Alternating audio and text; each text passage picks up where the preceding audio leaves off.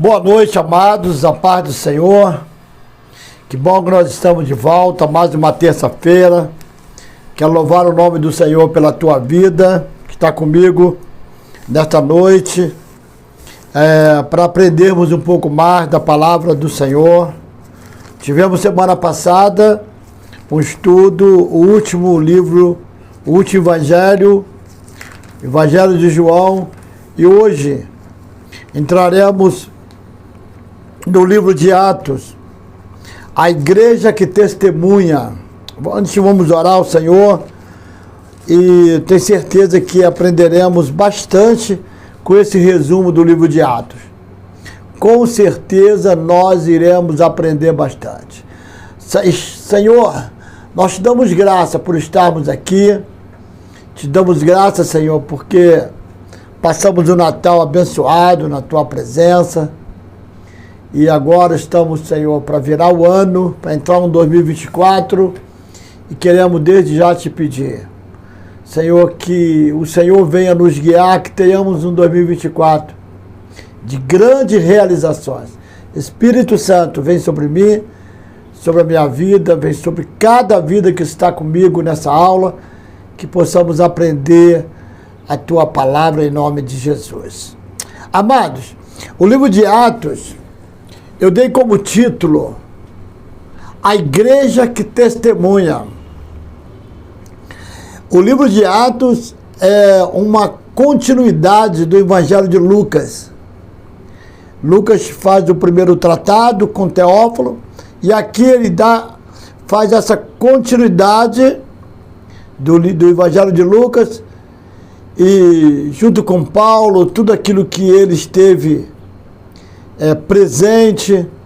Você vê que nos últimos dias de Paulo, quando ele estava lá, foi para Roma e ficou, alugou uma casa, ficou ali um tempo. Lucas estava com ele. Então Lucas é o mais preparado para deixar relatado algo que ele presenciou. Isso traz, claro que toda palavra é divinamente inspirada, mas isso traz uma credibilidade maior para até para aqueles que têm uma certa dificuldade. Será se é mesmo? Foi assim? Foi, querido. Então o livro de Atos pode ser identificado como a igreja que testemunha. E o texto mais importante é o verso-chave desse livro de Atos, está no capítulo 1, verso 8, que diz assim: mas recebereis poder ao descer sobre vós o Espírito Santo, e sereis minhas testemunhas, tanto em Jerusalém, como em toda a Judéia e Samaria, e até aos confins da terra. E o que eu entendo com isto? Quando Jesus falou para os discípulos ficar em Jerusalém, que ele, no dia que ele subiu, quando ele foi aos céus, ele falou: vocês fiquem aqui, vou enviar o Consolador, o Espírito Santo sobre vocês, e vocês irão receber poder ao descer sobre vocês o Espírito Santo. Então isso quer dizer que você que recebeu o Espírito Santo, você tem esse poder. Eu tenho esse poder, nós temos esse poder, porque nós recebemos o Espírito Santo. Então eu quero pedir a você, nós que guardemos isto. Nós temos poder para testemunhar sobre Jesus Cristo, através da palavra revelada, em todos os lugares, até mesmo nos confins da terra. O livro de Atos é uma continuação, repetindo, do Evangelho de Lucas. E o livro de Atos é direcionado também a Teófilo. Olha no capítulo 1, verso 1. Fiz o primeiro tratado, ó Teófilo, acerca de tudo que Jesus começou, não só a fazer, mas ensinar, até o dia que foi recebido em cima, depois de ter dado mandamentos pelo Espírito Santo aos apóstolos que escolhera, aos quais também, depois de ter padecido, se apresentou vivo, com muitas infalíveis provas. Olha o que Lucas está falando. Ele se apresentou vivo, com muitas infalíveis provas. Ele morreu, mas ele ressuscitou e apresentou provas que estava vivo. Então, querido, isso pode tirar da mente de qualquer um o medo, o pensar que Jesus não está vivo. O nosso Jesus está vivo. Ele continua falando no verso 4, estando com eles, determinou-lhe que não se ausentasse de Jerusalém, mas que esperasse a promessa do Pai, que disse, de mim ouviste, porque na verdade João batizou com água, mas vós sereis batizados com o Espírito Santo, não muito depois desses dias. Aí aqueles, pois, que se haviam reunidos, perguntaram, dizendo, Senhor, restaurarás tu neste tempo o reino a Israel? E disse-lhe, não vos pertence saber o tempo ou as estações que o Pai estabeleceu pelo seu próprio poder. Mas recebereis, verso 8, a virtude do Espírito Santo, que há de vir sobre vós, e ser-me-eis testemunha tanto em Jerusalém, como em toda a Judéia e Samaria, até os confins da terra. Começou com os discípulos. O primeiro que saiu para pregar, Pedro. E houve a primeira conversão de um gentio, que foi Cornélio. E esse foi passando e chegou até nós. Hoje nós temos o privilégio. Hoje nós somos esses discípulos. Hoje nós os representamos. Nós recebemos de Cristo a ordenança. Ele nos ordenou que pregássemos a palavra, que falássemos da palavra. Então, em nome de Jesus, amado, você tem um chamado. Você tem um chamado. E nós temos que colocar isso em prática. Trabalhar para o reino. Aí, querido, dando continuidade, Lucas relata a expansão do Evangelho, a partir, claro, aqui do verso 8, da ascensão de Cristo. E a ordem para que os discípulos permanecessem em Jerusalém, para ser revestido de poder. Por quê?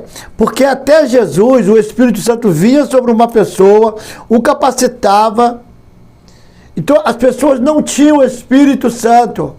Aí a partir de Jesus, nós que aceitamos Cristo como nosso único Senhor, somos revestidos desse Espírito Santo, desse poder. Recebereis poder, querido. Lucas 10, 19, eis que vos dou poder, autoridade. Então você tem isso, você tem o Espírito Santo, você tem poder. Você tem poder para profetizar, para declarar bênção sobre a tua casa. Agora que nós vamos virar o ano, você tem poder para declarar que o ano 2024 será um ano de conquista, de vitória. E um ano que eu vou entregar minha vida mesmo ao reino, ao trabalho do Senhor. Querido, chegou a hora, chegou o momento. No dia de Pentecostes, o Espírito Santo caiu sobre 120 discípulos no cenáculo. Então a igreja saiu para testemunhar com uma ousadia jamais vista. Pois após a morte de Cristo, os discípulos estavam com muito medo. Queridos, estavam com medo, mas com a vinda do Espírito Santo, nada mais poderia impedir. Quem tem o Espírito Santo não tem medo de nada. Não, vai dar testemunho com intrepidez mesmo. Lucas retrata a expansão do Evangelho, começando aqui em Pentecostes, indo até a prisão de Paulo em Roma, do Império Romano. Eu quero falar, quando nós chegarmos nesse ponto, depois da terceira viagem de Paulo, quando Paulo, ele é julgado, ele vai para Roma, ele está indo para se apresentar a César, e durante o percurso, o caminho, o navio é jogado de um lado para o outro, eles vão parar na ilha de Malta.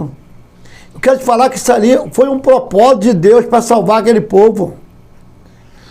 Eu vou lhe mostrar aqui mais à frente, lá em Atos 27 e 28. O propósito desse livro.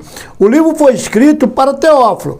Presume-se que o objetivo do relato de Atos é o mesmo que o Evangelho de Lucas. tendo sido escrito para confirmar a fé dos crentes. É a história dos apóstolos, cobrindo aproximadamente 30 anos da igreja primitiva. O Espírito Santo é a figura central desse livro de Atos. E o autor desse livro? Lucas é o autor do livro de Atos, bem como do Evangelho de Lucas. Lucas escreve a partir de acompanhar Paulo em algumas viagens missionárias, registrando tudo o que acontecia. Ele ia anotando tudo o que acontecia e depois ele trouxe para nós esse relato, sabe, super vivo. É algo tremendo. Lucas também velejou com Paulo para Roma. Estava junto com Paulo quando este ficou na prisão em Roma, na ocasião do seu segundo encarceramento. Sabemos que Lucas foi o escritor do livro de Atos e que Lucas acompanhou Paulo em sua prisão por volta do ano 63, depois de Cristo, ao qual foi uma prisão domiciliar. Foi alugada uma casa e ele ficou nessa casa como prisioneiro domiciliar, e ali ele recebia as pessoas, pregava a palavra. Nós vamos ver, olha só, abra a tua Bíblia aí em Atos 28, verso 30, para eu te mostrar isso. Atos 28, 30. E Paulo ficou 2 anos inteiros na sua própria habitação, que alugara, e recebia todos quantos vinham vê-lo, pregando o reino de Deus e ensinando com toda liberdade as coisas pertencentes ao Senhor Jesus Cristo, sem impedimento algum. Mas aqui foi uma prisão domiciliar. Nenhuma informação concreta da sentença de Paulo, da morte dele, é mencionada por Lucas. Nenhuma menção da distribuição de Jerusalém é feita. Portanto, Paulo morreu antes do ano 70, antes da destruição do templo. Os historiadores colocam a data mais ou menos aí nos anos 60. Especificamente, costumam falar do ano 63. Paulo possivelmente morreu por causa da perseguição de Nero contra o cristão. Mas se alguém pregar, Paulo morreu assim, crucificado, cortaram a cabeça. Não tem nada disso. Não existe nada relatado sobre isso. Eu quero chegar aqui no esboço para nós entendermos melhor o contexto aqui do livro de Atos. O livro começa com Pedro, o início da igreja, o capítulo 1, verso 1, até o capítulo 2, verso 47. Aí no capítulo 1, depois que Judas traiu Jesus, eles jogaram sorte e caiu para Matias. Mas Matias foi um discípulo que foi escolhido por lugar de Judas Iscariote, mas Matias ficou na dele. Para mim, o 12º apóstolo, para mim, é Paulo. O que se falou nada de Matias. O capítulo 2, eles ficam no cenáculo, em Jerusalém. No capítulo 2, vem o Espírito Santo sobre ele. E agora, já com o Espírito Santo, o Pedro começa a pregar, a partir do verso 14 do capítulo 2. No capítulo 37, ouvindo eles isto, quer dizer, a pregação de Pedro, compungiram seu coração e perguntaram: Pedro e aos demais apóstolos, que faremos, varões? E Pedro falou: arrependei-vos, cada um de vós seja batizado em nome de Jesus Cristo para perdão dos pecados, e recebereis o dom do Espírito Santo. Então, querido, o que nós temos que fazer? Arrepender-nos, aceitar Cristo como único Senhor e ser batizado. É isto. Aí no capítulo 3, Pedro e João sobem ao templo para orar, encontram um coxo, o cara estava lá. Aí eles pedem esmola para ele e ele fala: Pedro e João, nós não temos prata nem ouro, mas o que temos te damos. Nós vamos te dar. Levanta, anda. E as pernas do cara ficou boa, ele levantou e andou.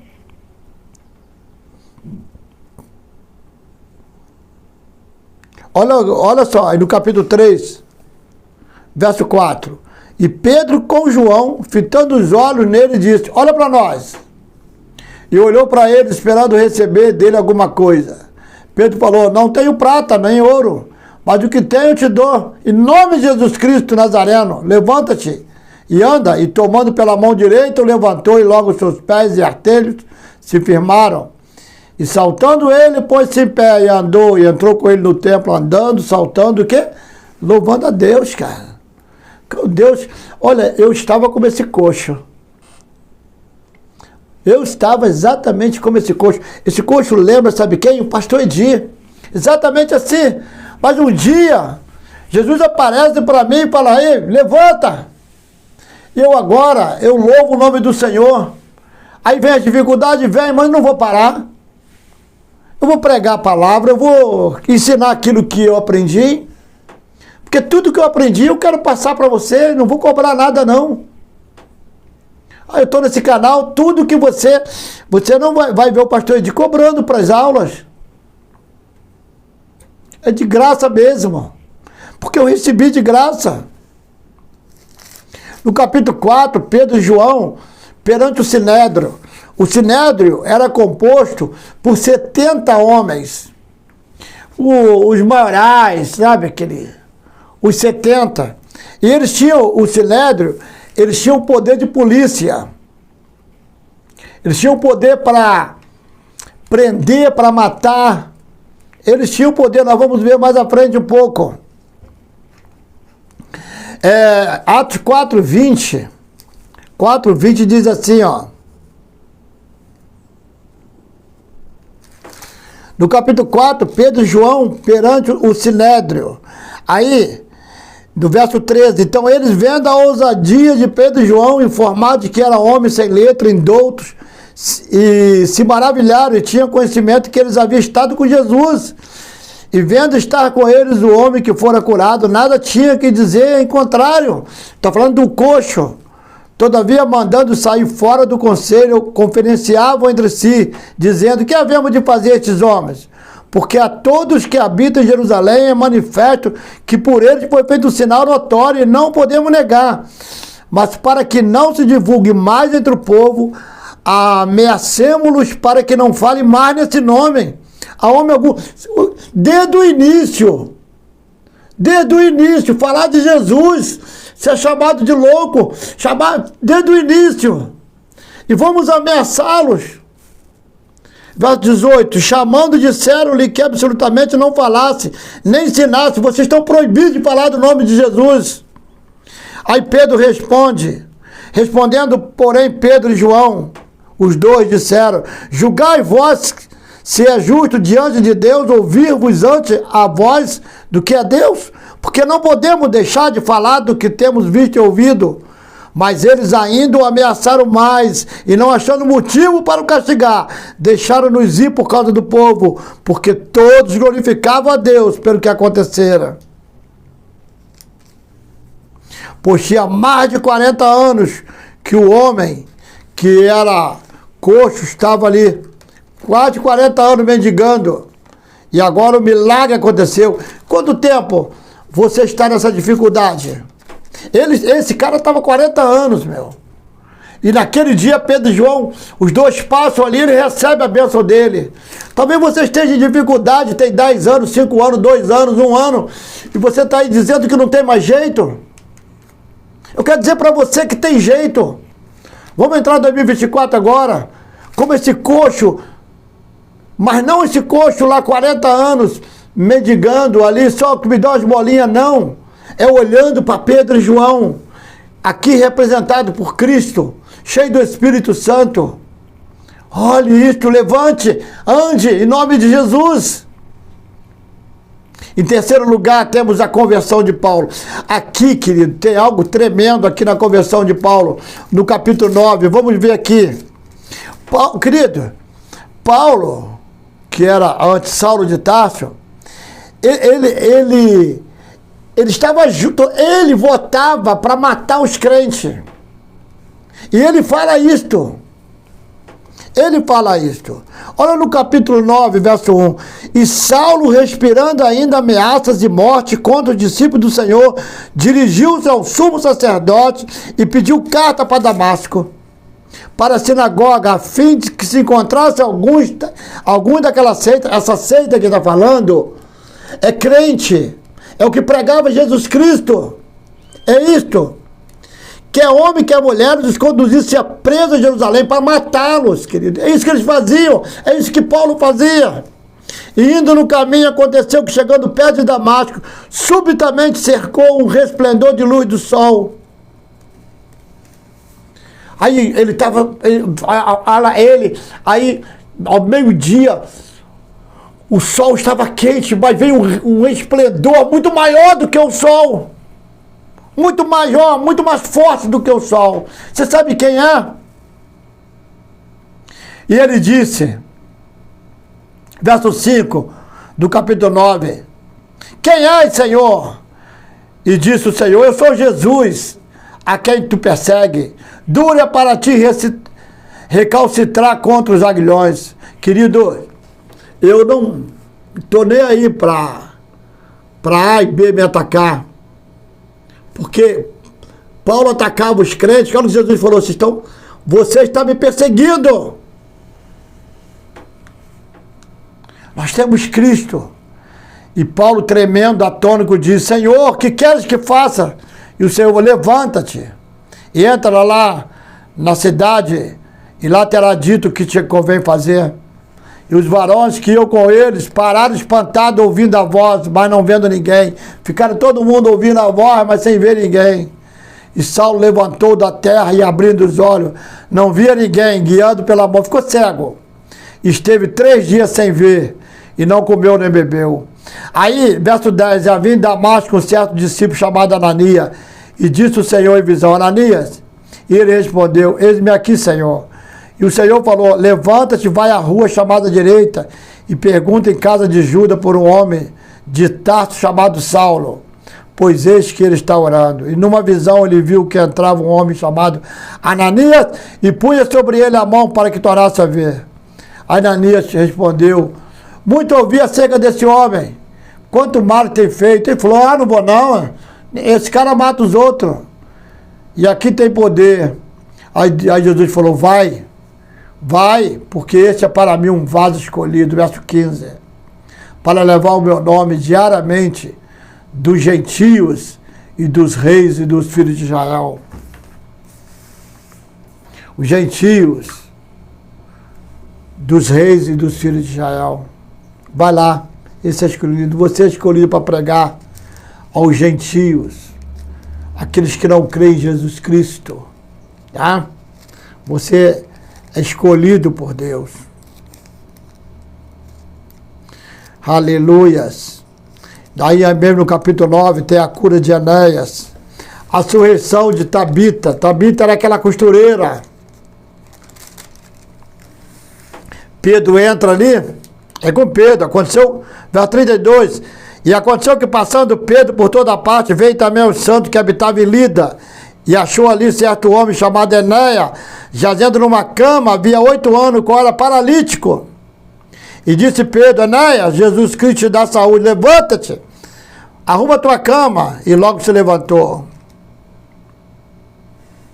E aconteceu, verso 37, naquele dia que enfermando a Tabita, lá em Jope, uma discípula chamada Tabita, traduzida quer dizer Dorca, ela estava cheia de boas obras de esmola que fazia. E aconteceu naqueles dias que, enfermando ela, morreu. Verso 37 do capítulo 9. Verso 39, Pedro foi com eles, e quando chegou, levaram ao quarto alto, e todas as viúvas rodearam chorando, e mostrando a túnica e vestido que Dorca. Olha as roupas que ela fazia para nós, ela morreu. Mas Pedro, fazendo sair todas, pôs-se de joelho e orou, e voltando-se para o corpo, disse, Tabita, levanta-te. Ela abriu os olhos, e vendo a Pedro, assentou. Aleluia. Capítulo 10, o centurião Cornélio, o primeiro gentil salvo. Aí Jesus falou, Pedro, vai lá pregar para Cornélio. Vamos continuar lendo aqui. No capítulo 8, fala de Estevão. Ele levantou os olhos ao céu naquela hora que estava sendo... levantou os olhos aos céus e o seu rosto estava translúcido. O rosto de Estevão estava iluminado. Foi o primeiro diácono. Então Estevão morreu e Paulo consentiu com isso. Está falando que eles foram matar Estevão, o primeiro mártir. E Paulo, ele estava ali perto, ele consentiu com a morte de Estevão. Paulo foi o responsável pela morte de Estevão.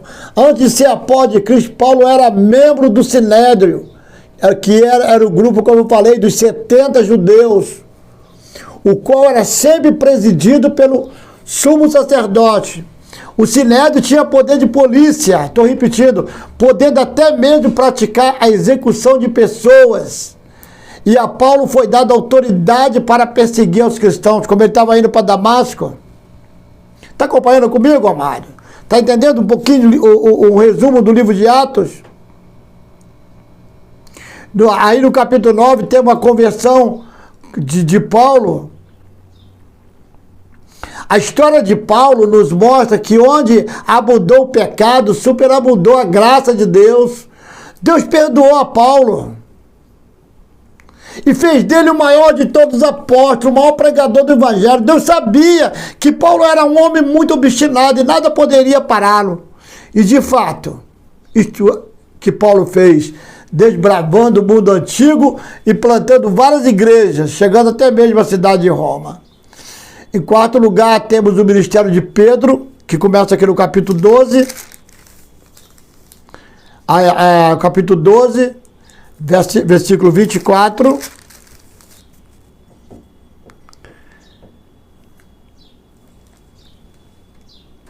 O ministério de Pedro, do capítulo 10, verso 1, 10, verso 1, até o capítulo 12, 24. Termina em 12, 24.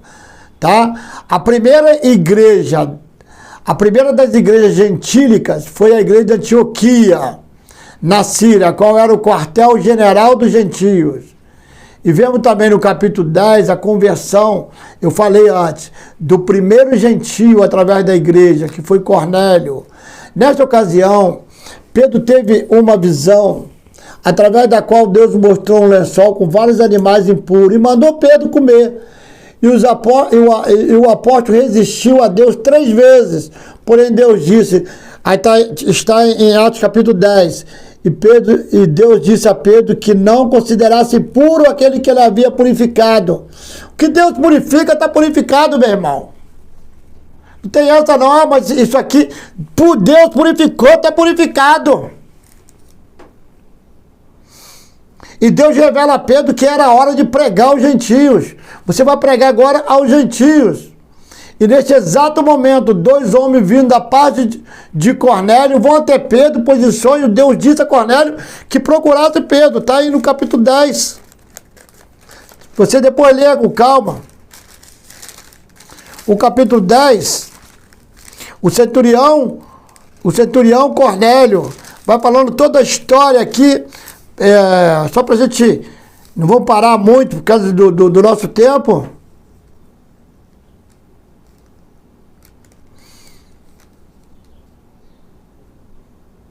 Verso 9 do capítulo 11, por exemplo, mas a voz respondeu-me do céu a segunda vez, não chame tu comum ao que Deus purificou. E sucedeu isso por 3 vezes, e tudo tornou a recolher-se no céu. Eis que na mesma hora pararam junto da casa em que eu estava 3 varões que me foram enviados de Cesareia. Vai lá, Pedro. Irmão, Deus está nos chamando para pregar a palavra. Em quinto lugar, temos as muitas viagens missionárias de Paulo. Desde a primeira viagem até a terceira. Se você pegar, por exemplo, olha, se você pegar aqui, por exemplo, um texto muito conhecido, em Atos capítulo 17, em Atos 17, Paulo em Tessalônica, em Bereia. Bereia é onde eles pregavam e o pessoal ia na Bíblia conferir. Eles não aceitavam simplesmente, não, você falou, tá falando, não. Eles iam conferir. Aí aqui no Ato 17, fala de Paulo em Atenas, o discurso no Areópago. Querido, o que aconteceu? Paulo, assim, eu vou contar para vocês rapidinho uma história bíblica para vocês saberem. Olha, eu vou ler aqui o verso 23 de Atos 17 para você entender. Eu vou ler o 22, 23 o 22 e 23. O 22. Estando Paulo no meio do Areópago, disse: varões atenienses, em tudo vos vejo um tanto supersticiosos. Porque passando eu e vendo os vossos santuários, achei também um altar que estava escrito ao Deus desconhecido. Este, pois, que vós honrais não conhecendo, é o que eu vos anuncio. Paulo, foi tudo algo, Deus já preparou tudo. Uns 500 anos antes, houve em Atenas uma praga. Como houve agora em 2020 essa Covid aí. Uma praga. E olha, todos os dias se ouviam cânticos fúnebres naquela cidade de Atenas. E sabe o que eles faziam? Eles adoravam várias imagens. Mas quando o Deus deles não resolviam, eles invadiam outras cidades, outros lugares e saqueavam as suas divindades, as suas imagens e traziam para cá, para Atenas. E eram muitas imagens. Então Atenas ficou conhecida como a cidade dos deuses. Eram muitos. E Paulo, quando vai em uma de suas viagens, quando ele entra em Atenas, ele começa a ver, mas era muita imagem. Imagens mesmo, muitas. Aí, mas entre todas essas imagens, existe um altar que estava escrito assim, olha só, verso 23. Passando eu e vendo os vossos santuários, tudo com respeito. Ei, tem que respeitar, meu. Eu sou cristão, protestante, mas eu respeito os católicos, respeito todas as religiões. Tem que haver respeito. Olha o que o Paulo fala com todo respeito. Paulo não entra lá desrespeitando a religião dele, não. Paulo fala assim: porque passando eu e vendo os vossos santuários, achei também um altar em que estava escrito ao Deus desconhecido. Presta atenção na sua Bíblia, que está com letra maiúscula. Aí ele fala: esse, pois, que vós honrais, não o conhecendo, é o que eu vos anuncio. Eles, opa, quem é esse paroleiro? Esse é um pregador de uma nova religião? Paulo falou: não, esse altar que vocês não conhecem, não sabem quem é o Deus, é o que eu vos anuncio. Mas pastor, como foi parar esse altar aí? Então, voltando aqui o que eu estava começando a falar antes. Uns 500 anos antes de Paulo entrar ali, uns 500 anos antes de Cristo, houve uma praga naquele lugar e eles buscaram em todas aquelas imagens, aqueles santos, a cura, a solução daquele problema. Chega um navegador cristão, você vai ver isso, como você se conhece isso? Só você encontrar um livro chamado Fator Melquisedeque. É um livro bem fininho mesmo, Fator Melquisedeque, você vai encontrar essa história. Ele chega ali, ele fala o seguinte: varões, vamos fazer o seguinte, e morre muita gente, a praga estava, olha, muita gente morrendo mesmo. Estou olhando aqui, nós estamos com 30 minutos de aula, já vamos encerrar. Muita gente morrendo. Aí ele fala assim: faz o seguinte, chama os anciãos, eles vão separar 10 ovelhas vão prender essas 10 ovelhas. Essas 10 ovelhas ficarão tanto tempo, X tempo, sem comer. Sem comer. 10 ovelhas sem comer. Prende. Eles prenderam aquelas ovelhas e não deixaram as ovelhas comer nada. Elas ficaram super famintas.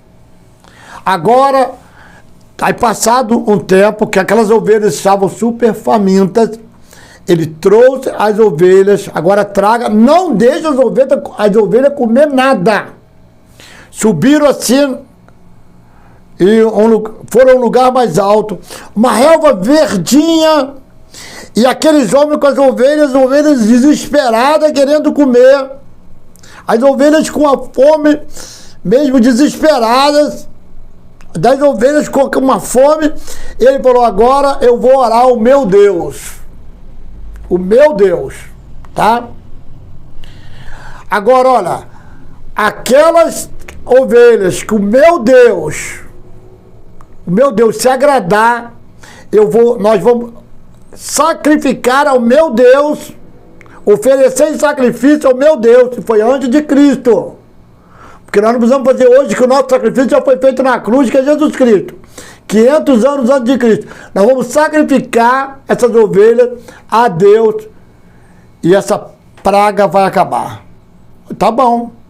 Acabou de orar, soltou as ovelhas. As ovelhas saíram voadas. Aí para uma comendo. Daqui a pouco uma ficou paradinha, inerte, sem comer. Aí ele falou assim: vai lá, marca o lugar que ela está. Segura essa ovelha. Daqui a pouco parou mais uma.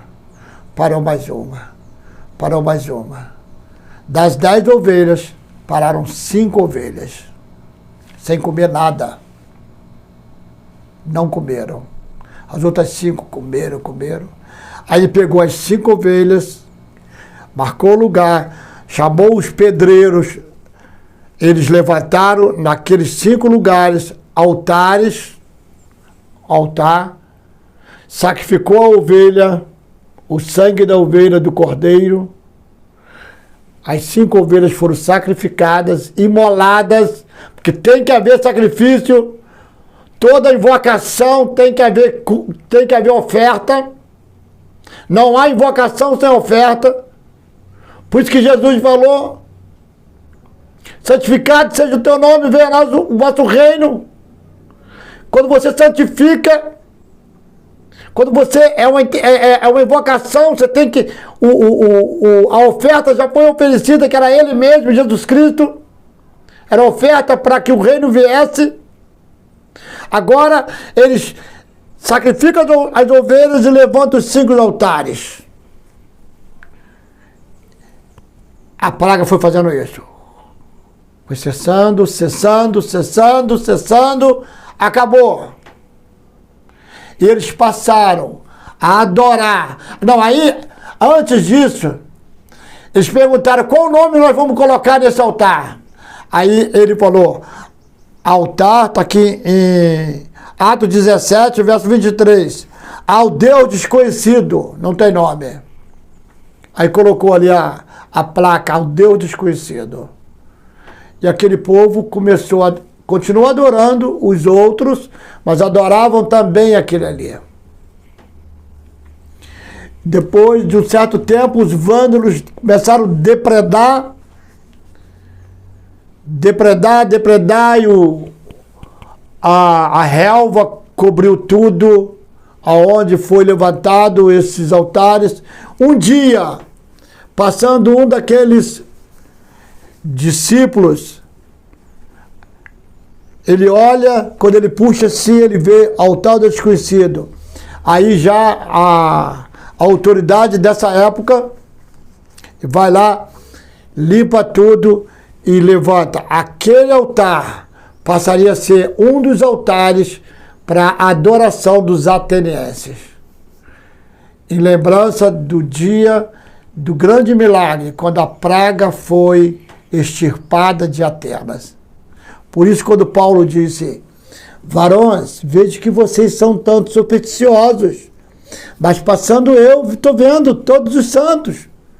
Mas o Deus que eu prego é esse. E Paulo foi levado ao Areópago, diante dos... você vai vendo Atos 17, ele vai falando de ele teve a oportunidade de pregar sobre Jesus ali, por causa desse acontecimento, algo que aconteceu há mais de 500 anos antes de Cristo. Foi algo extraordinário. Dando continuidade para a gente encerrar, porque nós já passamos de 30 minutos.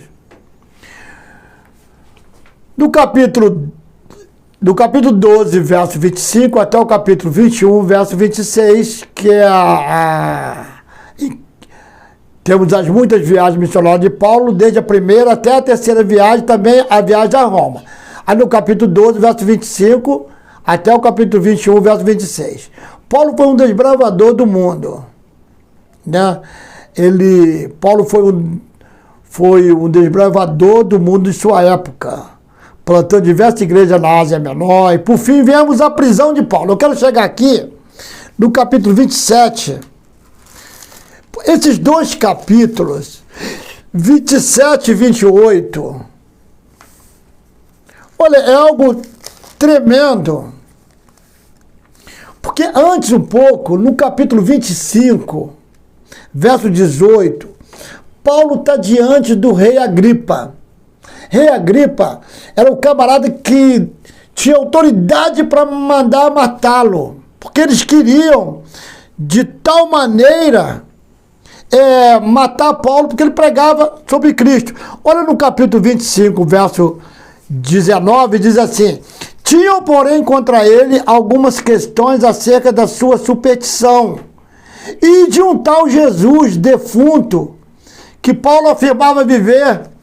Porque para eles, querido, para os judeus, aquele morreu e não ressuscitou.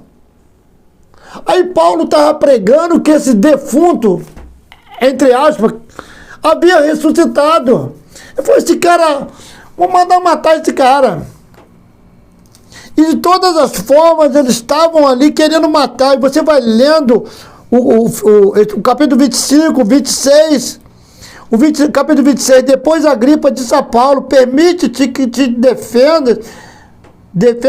Então Paulo, estendendo a mão em sua defesa, respondeu: tenho-me por venturoso, ó rei Agripa. Aí Paulo, eles tentam de todas as formas matá-lo.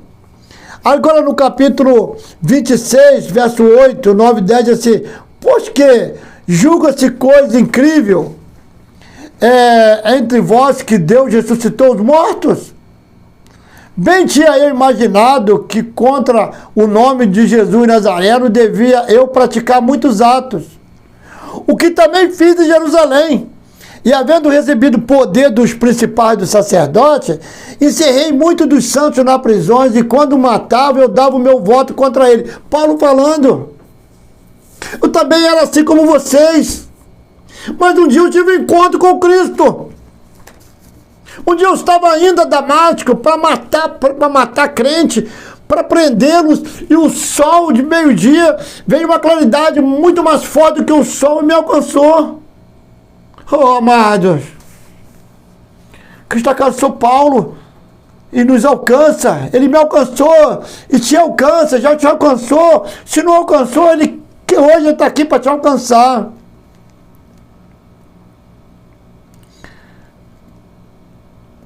Olha que interessante. Eu quero aqui, isso aqui me chamou muita atenção. Aí sabe o que Paulo faz? Paulo, quando vê as coisas ficando difíceis mesmo, Paulo recorre a César. Aí, depois dessa conversa toda com o rei Agripa, vai acusa.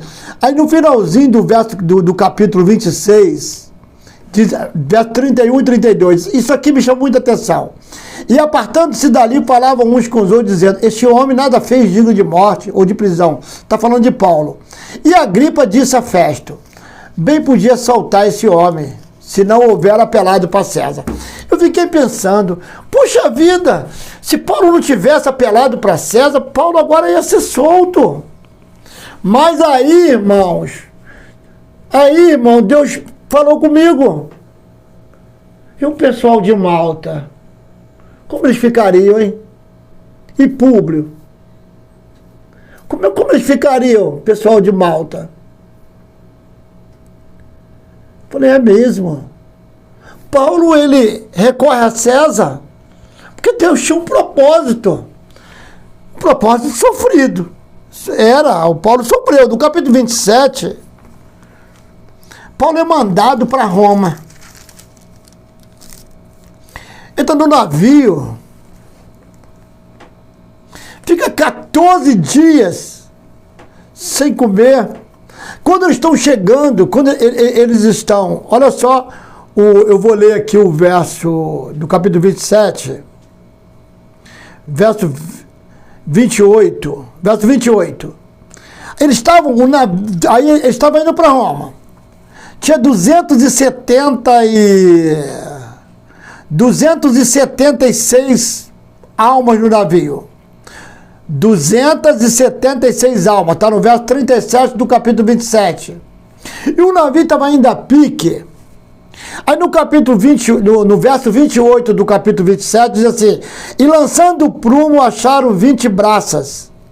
E passando um pouco mais adiante, tornando a lançar o prumo, acharam 15 braças. Cada braça tem 1,80 m. Então 36 metros, depois 15 braças, que vai dar 15 braças, 15 vezes 1,80 m, vai dar 15 vai dar 18 com mais 9, 27 metros. 15 vezes 1,80 m dá 27, minha matemática aí. Porque a gente só saía de sala de aula depois que respondesse toda a tabuada. Então 15 vezes 1,80 m, 10 vezes 1,80 m dá 18 metros. 5 vezes 1,80 m vai dar 9. 18 com 9, 27, tá certo? 27 metros, mas aí 27, era a profundidade. E aí no verso 30, procurando, porém, os marinheiros fugir do navio, eles queriam dar no pé. E já deitado batel é uma pequena embarcação, ao mar, como querendo lançar as âncoras para a proa. Aí o Paulo falou assim, disse Paulo ao centurião e aos soldados: se estes não ficarem no navio, não poderei salvar. Não fujam vocês, Maria, fiquem no navio junto com os presos, senão vocês vão morrer. Paulo falou. Por quê? Porque Deus me falou que ninguém ia morrer aqui. Uau! Aí quando eles chegaram perto de uma ilha, aí eles queriam matar todos os prisioneiros, inclusive Paulo. Paulo falou: não, ninguém vai fugir não. Aí, então faz o seguinte, quem sabe nadar, pula na água e nada até procurando a praia ali, até a terra firme. Quem não sabe, agarra numa madeira, dá um jeito. Está aqui no capítulo 27. E eles chegam numa ilha. Capítulo 28. Olha que interessante. Eles chegaram numa ilha. Na ilha de Malta. Se Paulo não recorre a César, não chegava ali. Aí eles chegaram. Quando eles chegaram na ilha, eles foram, verso 4. Os bárbaros vendo-lhe a bicha. Não, aí vamos ver o verso. Vamos ler o capítulo 28, para encerrar então. E havendo escapado, então, souberam que a ilha se chamava Malta. E os bárbaros usaram conosco de não pouca humanidade. Foram humanos com eles. Querido, quando nós abençoamos, aí Deus falou para Abraão assim: quem te abençoar será abençoado, quem te amaldiçoar será amaldiçoado, Abraão. E quando você abençoa o seu sacerdote, você é abençoado. E eles abençoaram Paulo. E sabe o que aconteceu com eles? Eles foram abençoados. Eu vou te mostrar mais à frente aqui para a gente encerrar. Já temos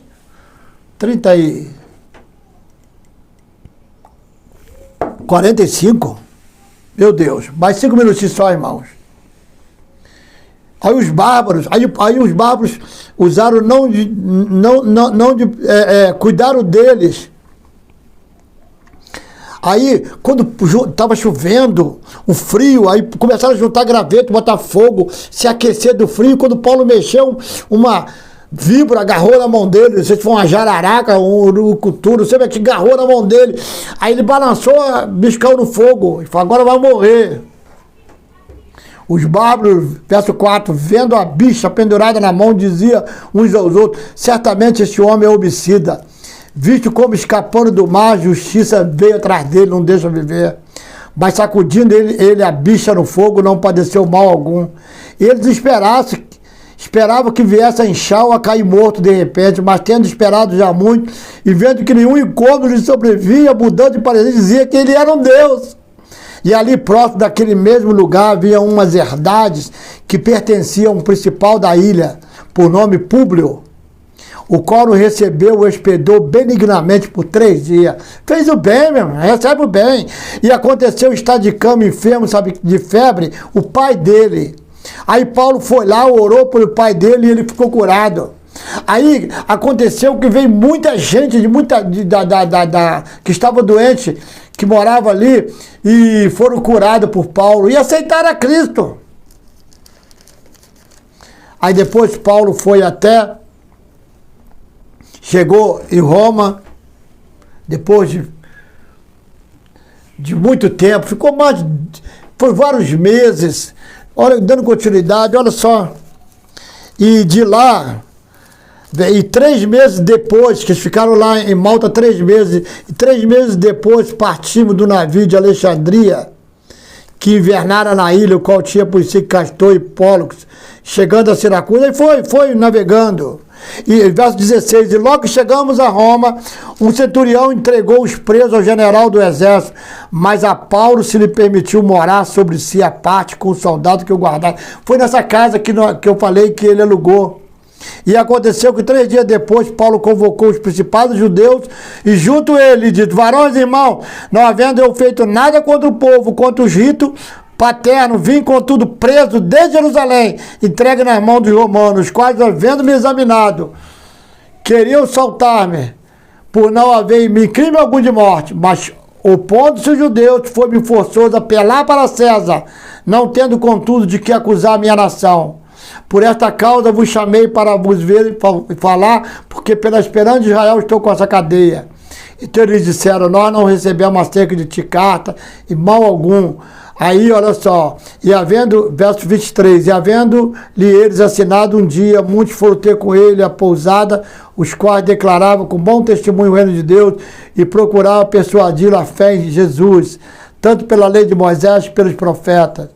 E alguns criam, e outros não. É assim mesmo, uns vão crer e outros não. É normal. E verso 30.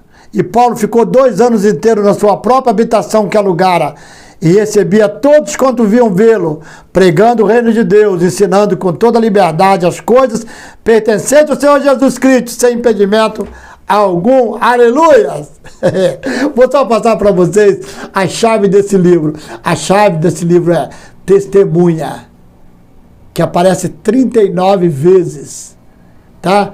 A palavra testemunha, ela é do grego mártires, que originou a palavra mártir, que significa alguém que morreu inocentemente por uma causa.